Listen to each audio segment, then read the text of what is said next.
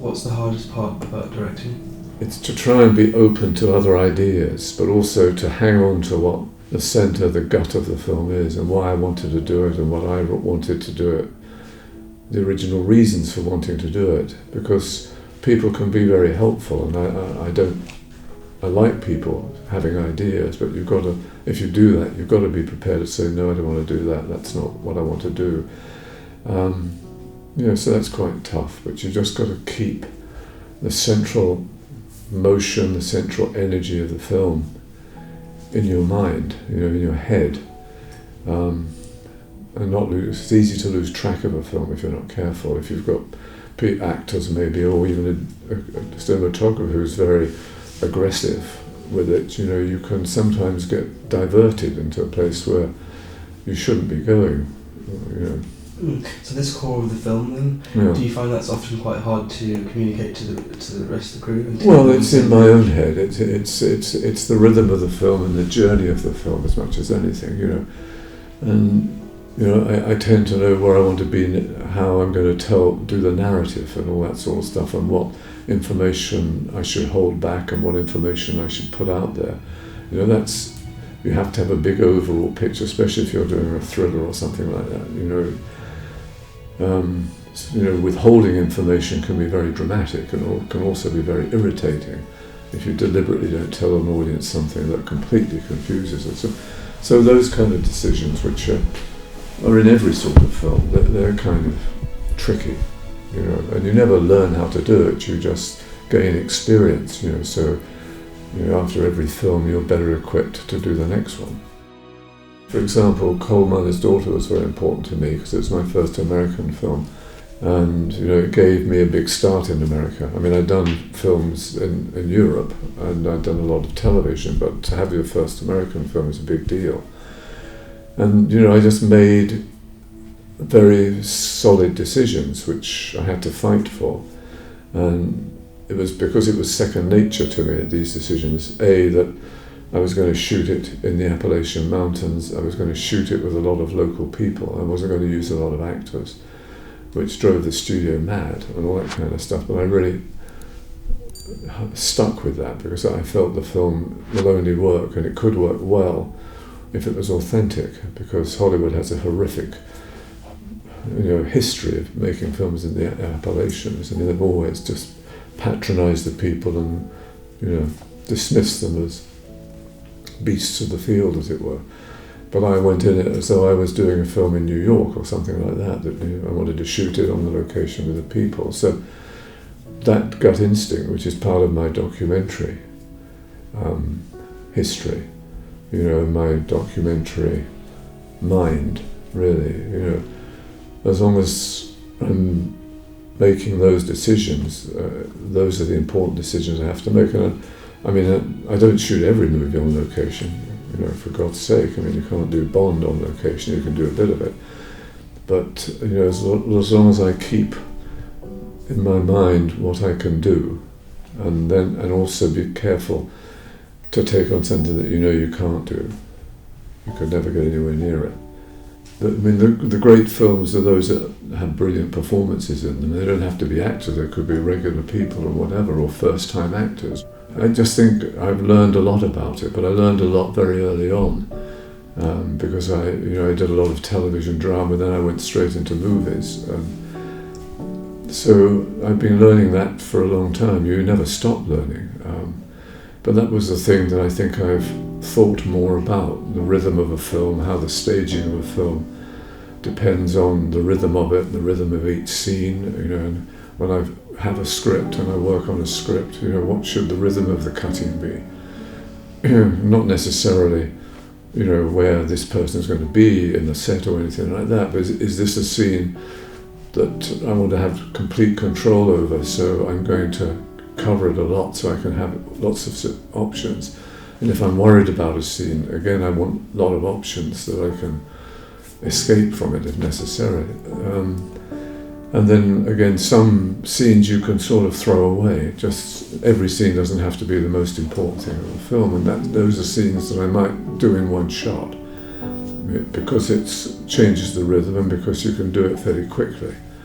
Because shooting is always about scheduling. You've got a certain number of days and you've got to plan the thing out, and you want to give the most time to the most important scenes and find scenes that are not that important. They have to be decent, but they're not very important.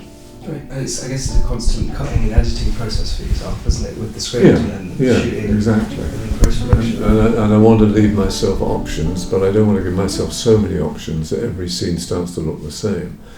There's 1,000 cuts in every scene. I mean, I do love the editing process, because, boy, I mean, you can transform a film, or you could wreck a film in editing, And the fact, if I have to shoot a lot of stuff, believe me, I'm not in love with everything I shoot at all. I mean, sometimes it's a grind doing setup after setup after setup, and it's kind of wonderful when you can, I let the editor do the assembly and he does his cut. I keep away from it in case he thinks of something that I never thought of when I staged the scene, and he could find a different way of cutting it from the way it was shot. But no, I think editing is tremendously interesting, and you never can learn enough about that. How to every scene is a puzzle. There are different ways, ins and out of scenes, how you can change the balance of the film, balance of the performance, hide a bad performance, hide an ugly camera movement and all that sort of thing. It's a wonderful process, as well as getting pace and energy into the story. It affects it enormously, because I approach every film I do in my soul as a documentary. Even when I did the James Bond film, which, the MacGuffin in that was taking gas out of the Caspian.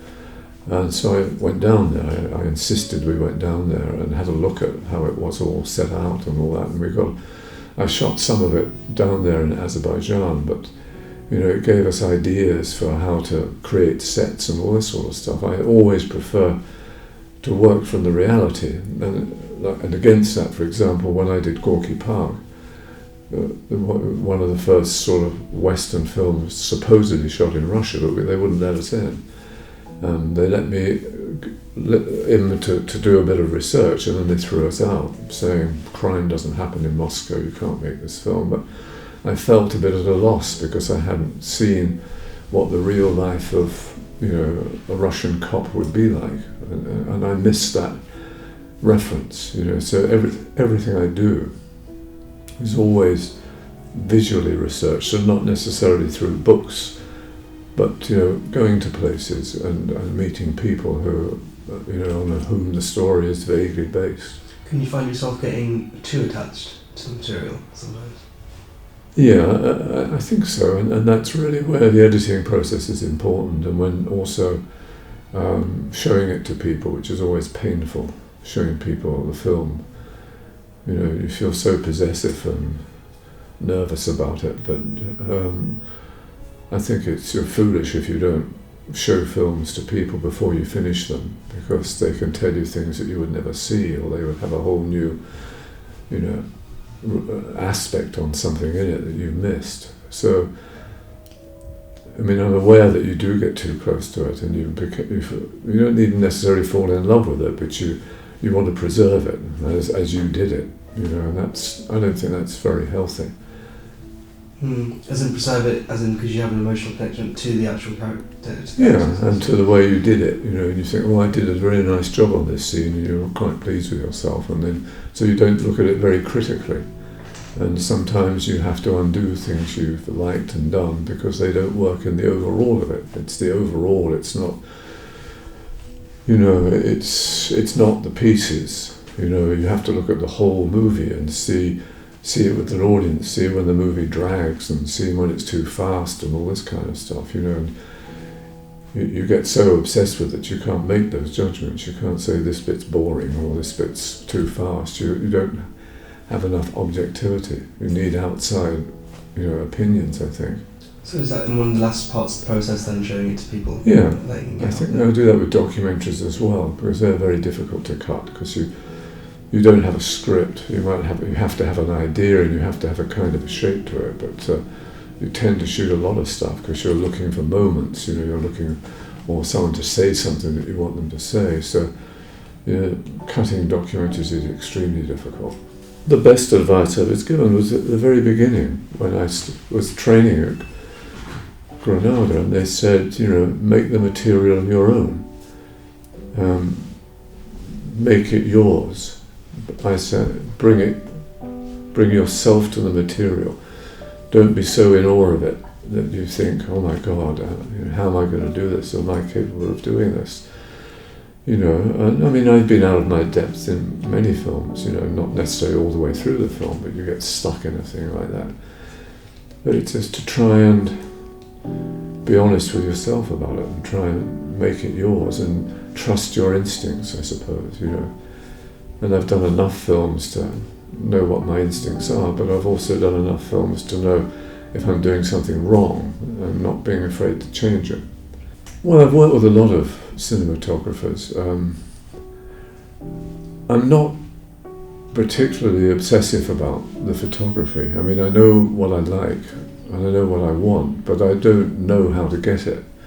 So I'm not someone who could light a scene. If the cameraman threw his hand up in there and said, well, you light the fucking thing or something like that, I don't think I could do that. My energies goes more into the story and into the performances.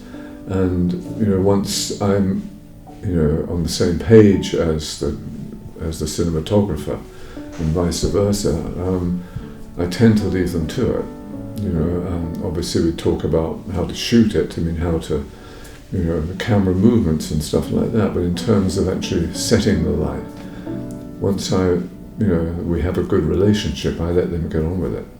Often you have to improvise if you're doing exteriors or stuff like that. You've got to roll with the punches. So I'm very interested in staging scenes and how to shoot them, the camera movement and all that. I'm very possessive about that because I like to use a lot of space for scenes, and I like actors' scenes, especially in dialogue scenes when you can move actors around. It makes it more interesting to shoot, and more interesting to watch, and more interesting to edit, rather than just like that. So I'm really, when I'm saying I kind of leave it to them, it's more the lighting of it that I leave to them. I don't leave the kind of shooting style to them, or the way I like to cover stuff. The number of shots I want to do and how I like to keep breaking the rhythm. So if I do a scene which has got a lot of cuts in it, then I'm likely to try and, in the next scene, do a scene with very little cuts in it. So, you don't lull, you're always, as it were, surprising the audience.